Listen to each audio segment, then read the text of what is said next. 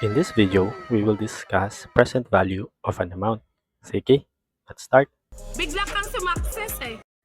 Pause the video and try to answer it yourself. Sige, let's start. Present value of an amount, or PV of 1, is a factor that answers the question, how much do I need to earn today to earn 1 peso in the future? So, again, balikan lang natin na it's lump sum. Okay? But in this case, baligtad. Alam natin magkano yung gusto natin in the future. It's just that hindi natin alam magkano yung kailangan natin today. So, ito yung gagamitin nating formula. So, 1 plus interest rate raised to negative n. Sige, let's start. If I want to have 1,762,342 pesos after 5 years, how much do I need to deposit now in a bank that earns 12% interest? So, this problem, galing siya sa previous video na ginawa natin in which ang alam nating sagot ay 1 million. Okay? So, ito pa nga yung table na ginamit natin kanina. Now, assuming na hindi natin alam na 1 million siya. Okay? How can we get from 1,762,000 to 1 million?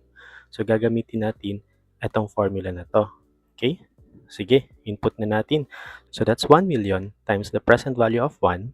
Yung periods ay 3 and the interest rate is 12. So, sige, sabayan nyo ako with your basic calculator. 1.12.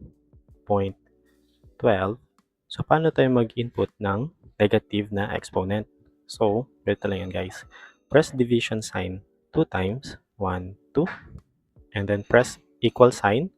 Okay, so sa unang pindot sa equal sign, as you can see, lalabas ay 1. If that's the case, hindi pa nagsa-start mag-count yung number of periods. Nagsa-start lang siya if ang lumabas ay decimal. So, that's 1, 2, 3, 4, and 5. So, ang present value factor natin ay 0.567467. So, as you can see guys, di ba, lower than 1 siya. Ibig sabihin, yung present value is lower than its future value. Okay? So, ayan, nilagay ko na 1 million times 0.567427. So, pag i-multiply natin siya, yun, ang sagot ay 1 million. Which supports dito na 1 million nga yung starting point. Okay, para makuha natin itong 1,762,342 after 5 years. So, that's it. Next, we will discuss annuities in another video.